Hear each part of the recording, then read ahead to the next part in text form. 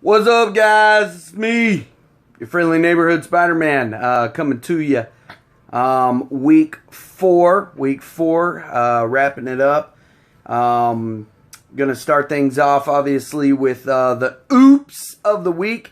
Now, this week, the oops was a little bit difficult for me because a couple of the oops actually affected the overall outcome of the week in some of these matchups. There were quite a few.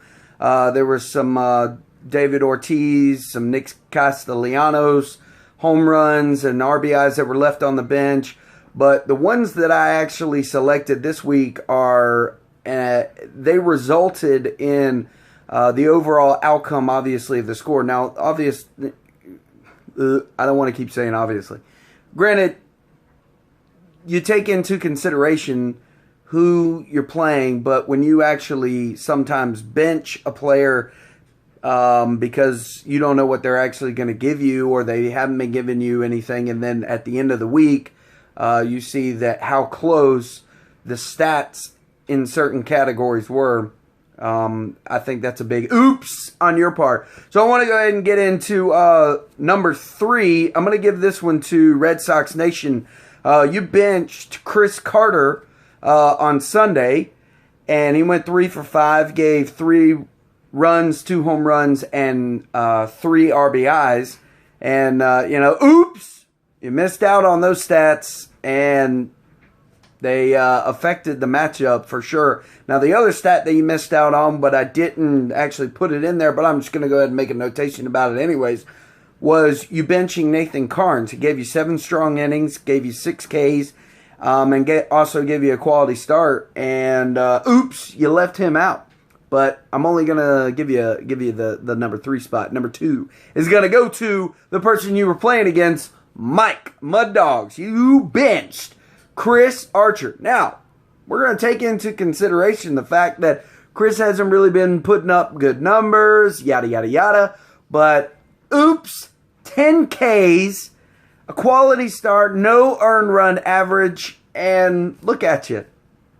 You're still sitting down there at the bottom, man. Start making better decisions. Make your brother and your son, the ones with all the championship rings that you guys are always flashing around, make them proud by making better decisions. Don't bench a pitcher, especially Chris Archer. I mean, Jesus.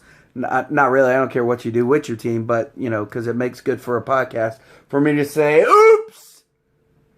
Anyways, the number 1, I'm going to give this one to you, Darren. Darren, that's right, you. Auto Draft Kings, you sat Albert Pujols on a day that he went 2 for 4, got you 3 runs, 2 home runs, and 2 ribbies. Now, you and Shane were very close. This was number 1 and number 2, and the score could have went very differently had you obviously got 2 more home runs. Check the tie in the home runs department. Might have been a little bit different score for you. And you might have actually, not fallen to stupid Chris and his whatever victory. 9-1, I guess he's leading right now against Bill. But, we all have something to say. Fuck you, Chris. All right, so, be back with y'all in a little bit with the rest of the stats. Going to wait for the Boston and New York game to close out, and then I'll come with you guys with everything else that I got. So that's my oops for the week. Okay, we're going to go ahead and finish up and wrap up. I'm not going to wait too much longer for Yahoo to get their shit together. But want to go ahead and wrap out with the normal stuff that we normally finish off or start off with. Top 5 batters to date based off of Yahoo is going to be number 1, Jose Altuve. Number 2, Bryce Harper. Number 3, Nolan Arenado. Number 4, Josh Donaldson. And number 5, Trevor Story. Top 5 pitchers, Chris Sale, Jake Arrieta, Jordan Zimmerman, Rick Porcello. He's actually been doing very, very good with Boston, but the teams that he's been playing, I don't know, but we'll see. And wrapping it out, Steven Strasburg. Top pickup of the week, I'm going to give this to Auto DraftKings for picking up Stephen Wright from Boston. He was ranked, or still is currently ranked 87th. He's got 2 quality starts or 2 wins with a 1.37 ERA and 25 Ks. Go ahead and touch base with the batters of the week. I'm going to give this one to Victor Martinez. Dude went kind of beast. Batting over 400. I'm not exactly sure on the stats. I had to pretty much guess that on my own. But 8 runs, 3 home runs, and 8 RBIs. Now, I almost gave it to Giancarlo Stanton, but he had a PPD or a day off, and he had 4 home runs, but he had less runs and about the same amount of RBIs, but he was batting a little bit less. So I gave it to Victor Martinez instead. Batter of a day or of a game, it's got to go to Andrew McCutchen. 3 home runs. He went 3 for 5, 3 runs, and 5 RBIs, batting 600 in that day. He just went stupid in Colorado, but got to give it to him.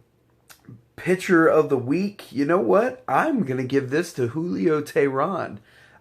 He has gotten 2 very good quality starts. He got 17 Ks in his last 2 starts, which was this week, with an ERA of 0.64 and a whip of 0.84. And he gave 2 quality starts, and they were against Boston and Chicago. Now, you may be asking, why not give it to Clayton Kershaw? Well, first of all, because I'm going to give Clayton Kershaw the pitcher of the game, of one game, the one that he just pitched tonight, or Sunday rather. 14 Ks, no earned runs, and a 0.89 against the Padres. Granted, it was against the Padres, and yes, he ended out the week with 24 strikeouts. But when I look back and I seen what he gave to the Marlins, he gave 5 runs to them. So, nah, you don't deserve the pitcher of the week when you're giving up shit like that to the Marlins. So, sorry, dude, I'm going to give it to Julio Teheran. I think he deserved it. So, and these are your top 6 teams right now, as of, based off of Stat Tracker, what it's going to be to start off the next week. Number 1 still going to be Auto DraftKings, 2 Rally Monkeys, 3 D's Nuts, 4 is going to be Red Sox Nation, 5 Trippin' Billies, and number 6 Bench Warmers. Matchup of the week, obviously, I mean, guys, it came down to the wire, and there was a few matchups that were really good to watch again this week. Trippin' Billies and Auto DraftKings. Man, you guys, it just came down, like I said earlier, there were obviously some games where, if Albert Pujols would have been selected to play in 1 or 2 games, it might have went differently for the, earlier in the week, but it came down to the wire. It was a good matchup to watch between you guys, but next week, my money is on Rally Monkeys and Eric, swinging low. I think it's going to be a great matchup. I can't wait for the banter. And, Eric obviously is coming off of his first win of the season. Who cares? So, but no, seriously, it's going to be a good matchup. I can't wait to see who does what, when, and where. So, watch those oops, ladies and gentlemen, because you don't want to fuck up, especially next week. Starting to, we're almost, in week 5, so we're almost halfway to the halfway point. We're almost a quarter of the way done. So, keep making the trades, keep making pickups. Everybody seems to be monitoring, for the most part, their roster, keeping it interesting. So, good luck in week 5, and we'll catch up with you next week. Later, bitches. I've always been interested a little bit as to, actually a lot, about where the origin of baseball has come from. And it actually was invented in America in 1845 by a guy named Alexander Cartwright. Prior to 1845, a similar game was played in the 1600s in England called rounders, which, if you know anything about cricket, it's actually where cricket originated from as well. In the game rounders, the other team would try tagging the runner out by hitting him with the baseball bat, or excuse me, with the ball. They would throw the ball at the runner, kind of like how we get somebody out in kickball, but they would actually throw the baseball at the runner and hit them with it. This was called soaking. They obviously got rid of that a long time ago, but when it was played here in America, it was back in the 1700s, known as town ball, with as many as 25 batters per team. And the rule was then that all the batters had to bat before the other team got to bat. So I couldn't imagine how long those games were if 25 batters had to go up to the plate before your team even got a chance to bat. Cartwright actually drew up the blueprints for today's game.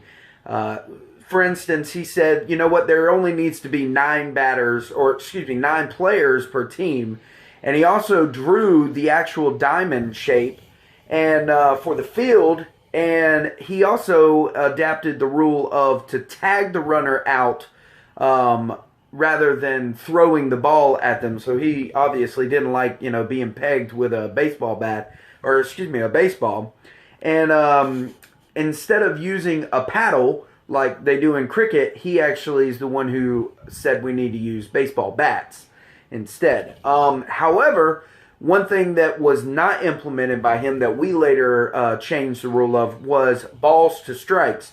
The way that a batter used to get pitched to was he basically just told good job, Ray. He basically just told the pitcher what to pitch to him. Are you fucking up on for real? Or, dude, keep going. It's fine. Just, what is, do you have an itch on your titty or something? Gosh. I had an itch on my nose. Sorry, guys. I got a bad cameraman. We're trying to get this damn sign back here. If you hadn't read this one, it now says Chris loves dick more than Miss Van Dyke. But she won't stop laughing. This is terrible. Anyways, hold it steady. You got it? You got it? No, now you're fucking up even more. Just hold it where you got it. Jesus. We're running out of time here. Anyways, instead of balls and strikes, a batter would just basically ask for the pitch to come in. Are you crying? There are tears rolling down your face. A batter would tell the pitcher where to put it. Imagine Mike Trout just telling Max Scherzer, give me an 85, 95 mile an hour fastball, and I'll see what I can do with it. Now, obviously, we have balls and strikes. Jesus. Cartwright to this day is known as the father of organized baseball. And he actually organized the first official baseball team called the Knickerbockers. And they played in Hoboken, New Jersey on June 19th of 1846 against the New York Nines. Unfortunately, that team also lost that game in only 4 innings of play, 23-1. So they really didn't know what the hell they were doing, obviously. But anyways, hopefully you enjoyed the trivia and terrible camera skills. She's still fucking up right now. And again, Chris loves dick more than Miss Van Dyke. And we're going to pause, and I'm going to come back and do the rest. We got to wait for the freaking Boston Red Sox game to finish. Fuck Red Sox Nation, and fuck you, Bill.